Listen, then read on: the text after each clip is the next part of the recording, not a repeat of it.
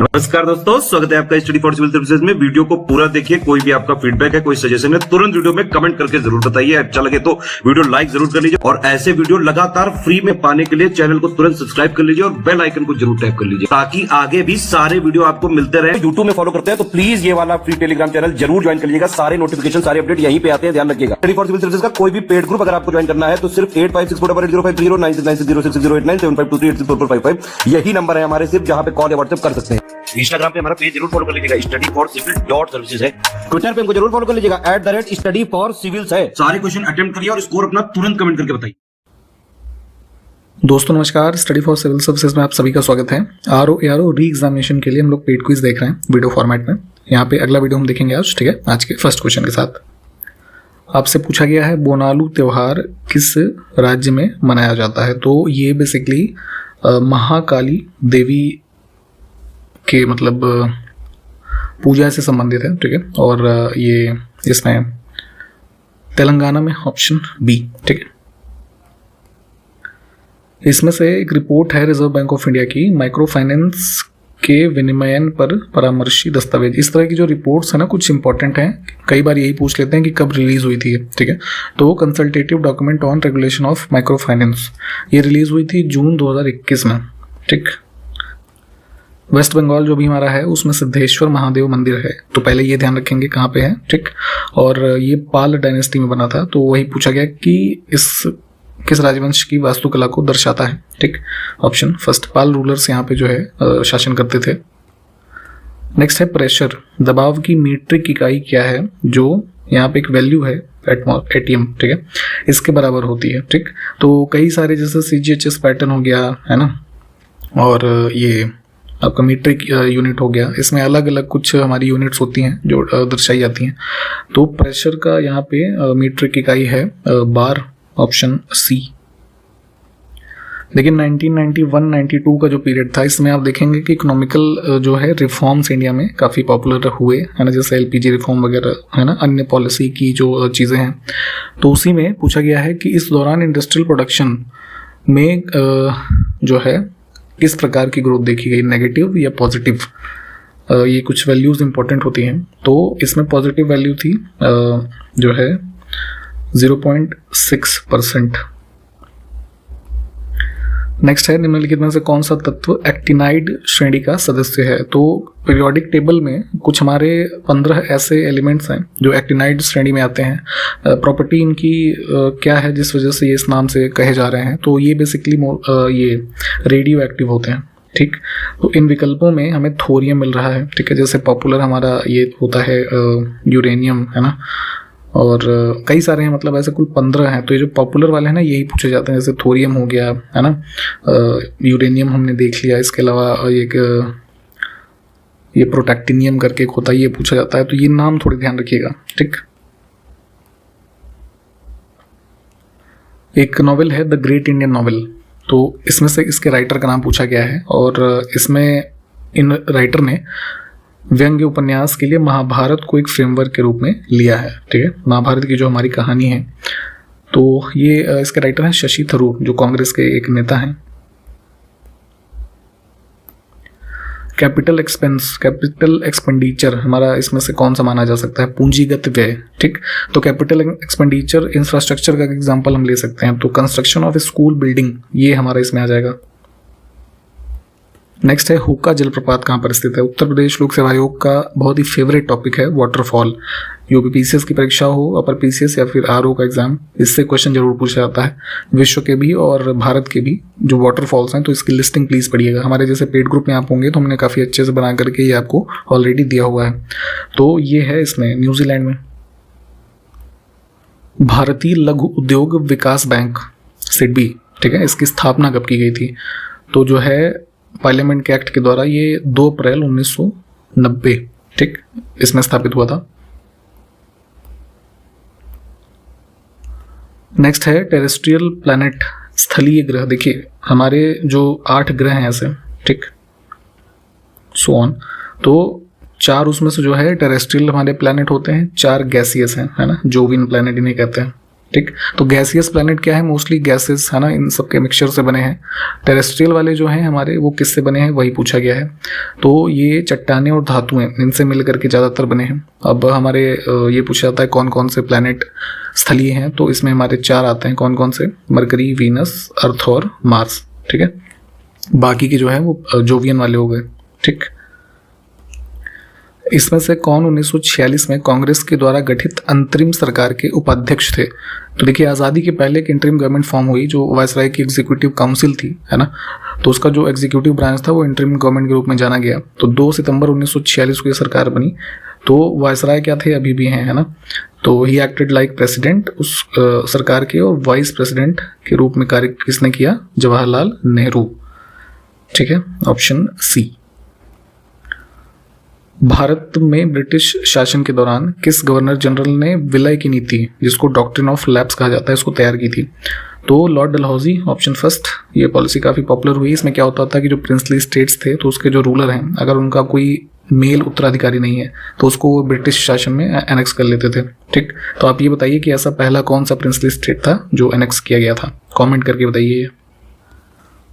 Next है, असद अली खान निम्नलिखित में से किस भारतीय वाद्य यंत्र को बजाने के लिए जाने जाते थे? जैसे वीणा होती है तो वैसे ही एक होती है रुद्र वीणा। ठीक है, तो इसके प्लेयर थे ऑप्शन बी। हिमालय के उत्तर में जो ये तिब्बतन एरिया है, ठीक है, तो तिब्बतन हाईलैंड के समानांतर अक्षांश पर एशियाई महाद्वीप में कौन सी हवाएं चलती हैं? तो इस एरिया में बेसिकली ब्लो होती है जेट स्ट्रीम, है ना। और इसमें भी इसके 2 ब्रांचेस हैं, पूछी जाती है, नॉर्दर्न और साउदर्न। ठीक है, तो जो है ऑप्शन बी। ठीक, नॉर्दर्न जो इसकी ब्रांच है वो एक मेजर रोल प्ले करता है। नॉर्दर्न जो इंडिया में विंटर का सीजन है ना, उसमें ठंड करने के लिए। नेक्स्ट है, which of the following statement is not true? बहुत ध्यान से देखा करिए क्या पूछा जा रहा है, सही या गलत। इंडियन मानसून के बारे में, monsoonal rainfall is life line for Indian agriculture. ठीक है, बारिश से काफ़ी सारी फसलों पे निर्भरता है, बिल्कुल ठीक बात है। हिमालय जो है एक मानसून रेनफॉल के लिए एक इम्पॉर्टेंट रोल प्ले करता है, ये बात भी ठीक है। जेट स्ट्रीम अभी जैसे हमने ऊपर देखा तो रेनफॉल अफेक्ट होती है इससे, और monsoonal rainfall is not affected by the relief features. जो हमारा ये टोपोग्राफी कह सकते हैं, उच्चावच स्थितियां हैं, है ना, कहीं पे एल्टीट्यूड ज़्यादा है, कुछ अन्य चीज़ें हैं, तो इससे भी तो प्रभावित होता है। तो रिलीफ फीचर से लिखा है कि नॉट अफेक्टेड, ये गलत है, इससे भी अफेक्ट होता है, तो ये गलत था। इसमें से किस अधिनियम जो कि 2005 में आया उसको काम का अधिकार, राइट टू वर्क, इसके रूप में जाना जाता है, क्योंकि इसमें 100 दिनों की रोजगार की गारंटी दी गई थी। तो ये वो कौन सा है? मनरेगा। ठीक, ऑप्शन फर्स्ट। निम्नलिखित में से कौन सी योजना इनपुट की खरीद, सामान्य सेवाओं का लाभ उठाने और उत्पादों के विपणन के मामले में पैमाने का लाभ प्राप्त करने के लिए एक जिला एक उत्पाद दृष्टिकोण को अपनाती है? जैसे उत्तर प्रदेश में ODOP स्कीम शायद आपने पढ़ी होगी, जो 2018 में स्टार्ट हुई। ठीक है, तो हर जिले से संबंधित एक विशिष्ट उत्पाद। तो उसी तरीके से पूरे भारत में इस बेसिस पे एक स्कीम लॉन्च की थी केंद्र सरकार ने।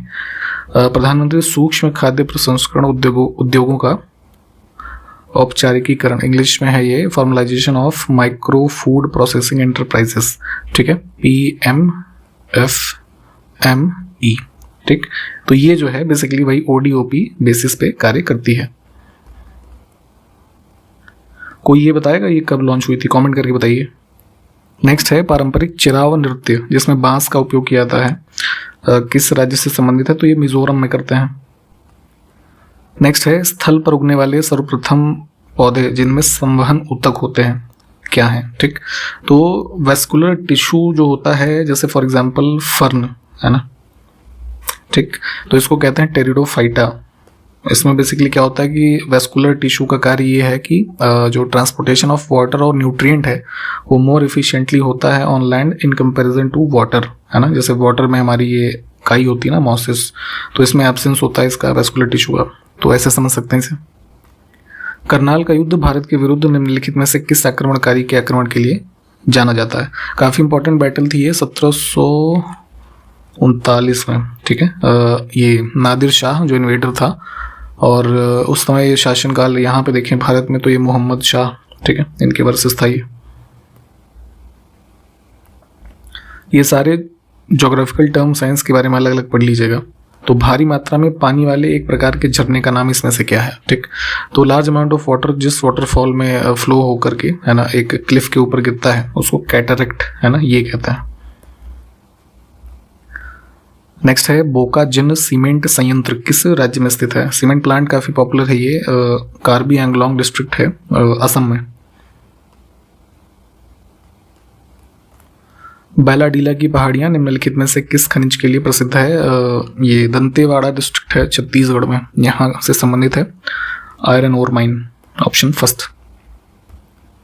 निम्नलिखित में से किस टीम ने वर्ष 2022 में Indian premier league cricket tournament का 15वां संस्करण जीता था। आईपीएल 2022 में 15वां संस्करण हुआ, तो ऐसे ये भी पूछा जाता है कि कौन सा एडिशन किस साल में हुआ, ठीक। तो 2022 में जीता था गुजरात टाइटंस ने, फिर 23 में जीता था चेन्नई सुपर किंग्स, और अभी 24 का जीता था ये कोलकाता वाली टीम जो है, कोलकाता नाइट राइडर, ठीक। आल्हा और उदल जिन्होंने दुश्मनों को जबरदस्त प्रतिरोध दिया किस राजपूत राज्य से संबंधित है। बुंदेलखंड रीजन में ये जो महोबा डिस्ट्रिक्ट अभी आप देखते हैं, है ना, तो उधर का ही ये एक राजपूत स्टेट होता था उस टाइम पे, तो ये चंदेल, है ना, इससे ही संबंधित थे ये लोग, काफ़ी पॉपुलर वॉरियर्स माने जाते हैं दोनों। एक और फेस्टिवल है नॉर्थ ईस्ट का, हॉर्नबिल, किस राज्य में मनाते हैं इसको, तो ये नागालैंड में है, ठीक है। निम्नलिखित में से किस राज्य में नाबार्ड ने पहली बार ई शक्ति परियोजना शुरू की थी। तो नाबार्ड के बारे में हमने पहले भी अक्सर बात की हुई है, ठीक है। एग्रीकल्चरल रूरल जो डेवलपमेंट से संबंधित हमारा ये बैंक है, तो इनका एक प्रोजेक्ट था जो स्मॉल ये हैं हेल्प ग्रुप्स, इनके कह सकते हैं डिजिटाइजेशन से संबंधित प्रोजेक्ट, पायलट बेसिस पे ई शक्ति नाम इसको दिया गया था, ठीक। तो 2015 में ये स्टार्ट हुआ था सबसे पहले यहाँ पे आपका झारखंड और महाराष्ट्र में, है ना, ऑप्शन डी।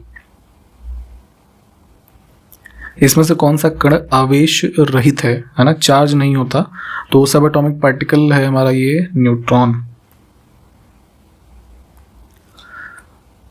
1851 में किसने भंवर धाराओं की परिघटना की खोज की। मैग्नेट से संबंधित है बेसिकली, जैसे शायद आपने देखा हो, ऐसे ऐसे कुछ फिगर फिजिक्स में शायद आपने पढ़ा होगा। तो यही एक परिघटना होती है, एडी करंट बोलते हैं इसे, ठीक है, चुंबकीय क्षेत्र के लंबवत चालकों के भीतर जो प्रवाहित होती है लूप में। तो इसके खोजकर्ता थे ये लियोन फूको नाम था इनका।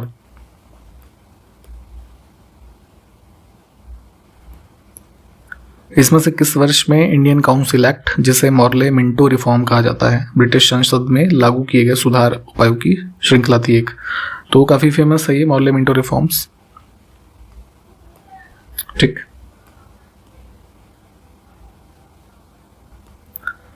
इसमें से कौन सा विकल्प सही होगा जो कि मुद्रा का संचलन वेग कहा जा सकता है, ठीक है, velocity of circulation of money. तो इसको डिफाइन करता है ऑप्शन डी, मुद्रा की एक इकाई का एक इकाई अवधि में जितनी बार हस्तांतरण होता है, ठीक है। जैसे सपोज 1 रुपया है, तो कितने फ्रीक्वेंट टाइम्स वो, है ना, कह लीजिए ट्रांसफर हो रहा है एक व्यक्ति से दूसरे में, तो उसी को हम कहेंगे क्या, संचलन वेग।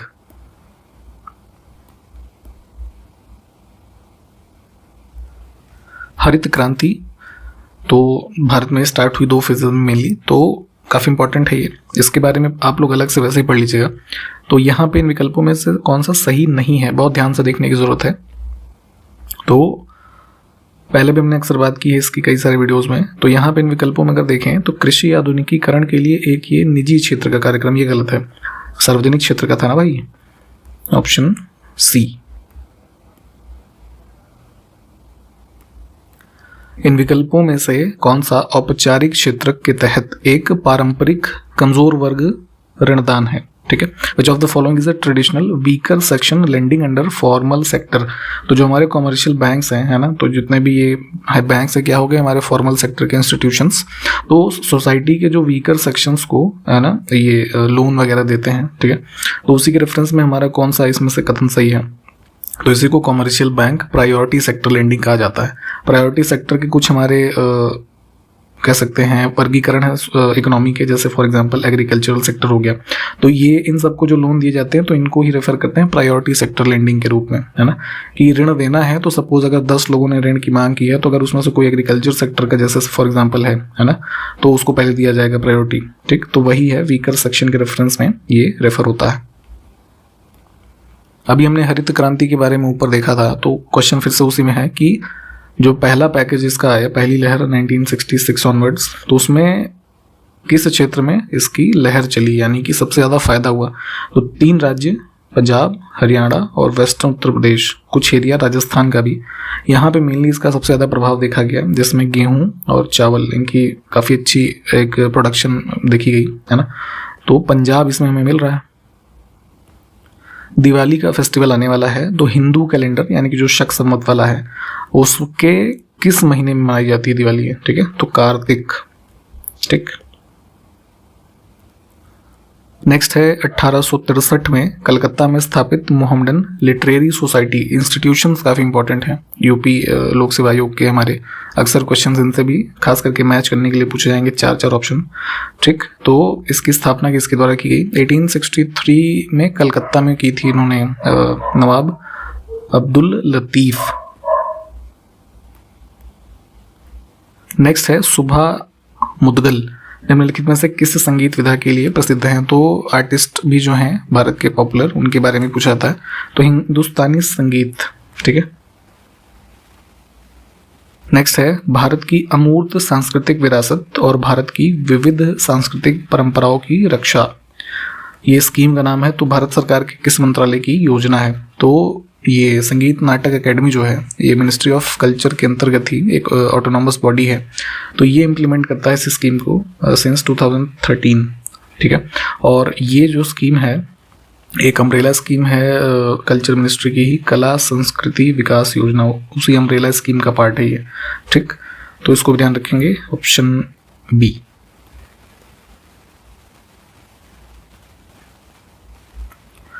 यहाँ पे हमारे पास ऑप्शंस है कुछ, इसमें से कौन सा मैन्युफैक्चरिंग एक्टिविटी विनिर्माण गतिविधि का उदाहरण नहीं है किसी इकोनॉमी के जो हमारे सेक्टर्स होते हैं ना, प्राइमरी सेकेंडरी, है ना, तो मैन्युफैक्चरिंग का कौन सा उदाहरण नहीं है। ठीक है, इसको कमेंट करके बताएंगे। जितने भी क्वेश्चंस हमने यहाँ पे देखे हैं उसको आप संबंधित फैक्ट को रिवाइज करते चलें। ठीक है, आगे के क्वेश्चंस को हम अगले वीडियो में कंटिन्यू करेंगे। पेड ग्रुप्स हमारे चल रहे हैं, आप चाहें तो जुड़ सकते हैं हमारे साथ। डिस्क्रिप्शन बॉक्स में कॉन्टैक्ट डिटेल है, उस पर कॉल या व्हाट्सएप करके एडमिशन की जानकारी मिल जाएगी। ठीक, जो क्वेश्चंस पूछे गए हैं उसको आंसर कीजिएगा। ठीक है, मिलेंगे अगले वीडियो में। ठीक है, तो इन्हीं सब बातों के साथ नमस्कार, जय हिंद।